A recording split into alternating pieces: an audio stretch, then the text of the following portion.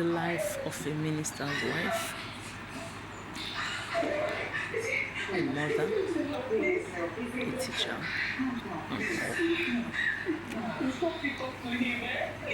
But I just want to talk about the transfer. The moment you are transferred or your husband is transferred, everything about you start adjusting.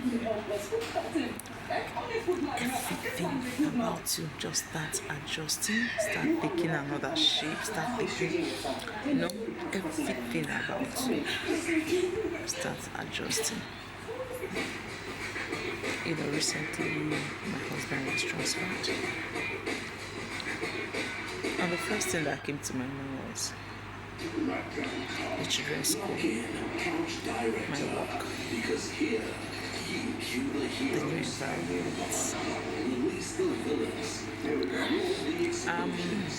I think I just want to bring it to some of us who are being transferred. A lot happens, but that is the truth. A lot happens. But the older you become in the ministry, the more strategy and focus you become.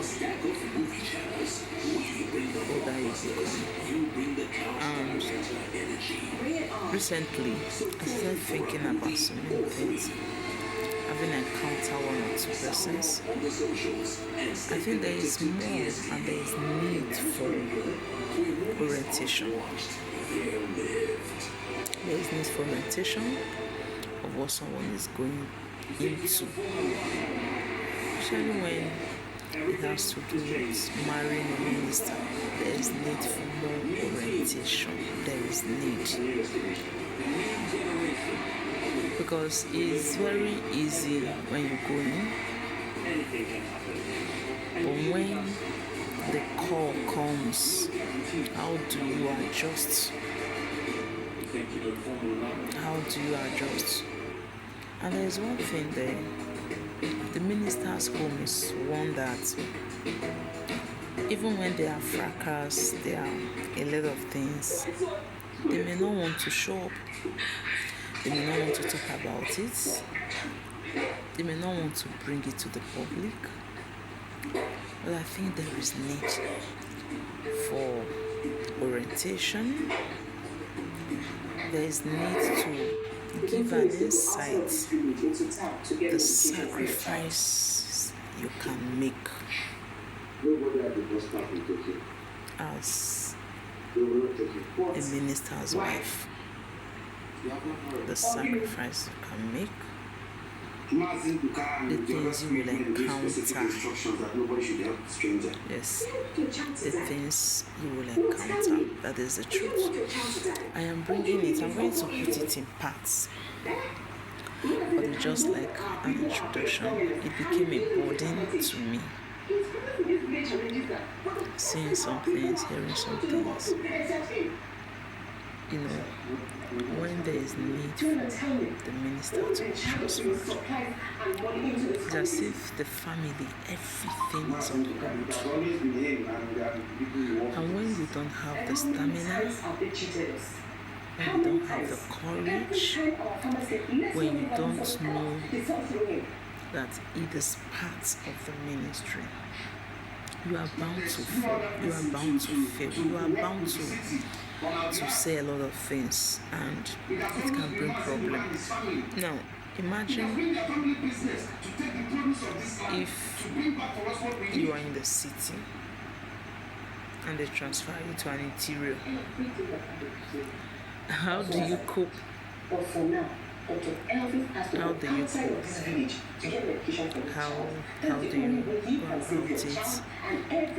if you don't look inward to know that? So I think I will be using my life as an example. By the grace of God, I have been in this ministry for close to 19 years. 18 years. A lot of sacrifices. A lot of sacrifice. a lot of sacrifice, a lot. And it is not just only for the man, but for the ministry. A lot of sacrifice, and we've been there, and God has been so faithful. God has been so faithful. But I started thinking about it. There is need to talk about it. There is need to make it plan B. There is need to put it into consideration. So in my next video, I'll be starting with a journey as a young priest wife. Before you go into marriage to become a priest wife, things you should expect, how to handle it, make up your mind, and know how it will run. You know, the worst thing that can happen to a minister and the wife is to pretend.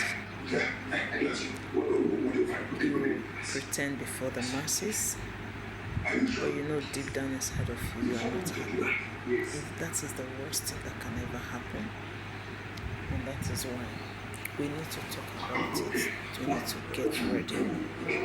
So that if tomorrow you see a young priest you want to go into marriage and you have satisfied, you want to marry priests, you have to look at the sacrifices that will come in, the sacrifices we are ready to make, the sacrifices that we follow, and how to do it, because it is unto God. It is unto God. You owe it to God. If you are going to that, you are not just loving the man, you also share in his perfection. You also share in his calling. You also share in the struggle, in the weakness and everything. It is very important we look at it and talk about it. So I think it is a burden that is laid in my heart to talk about. I'll be talking about it bit by bit. I'll be sharing. So when you come across it as a young girl, as someone, and even as an intending priest, you have to talk about these things. You have to really talk about it.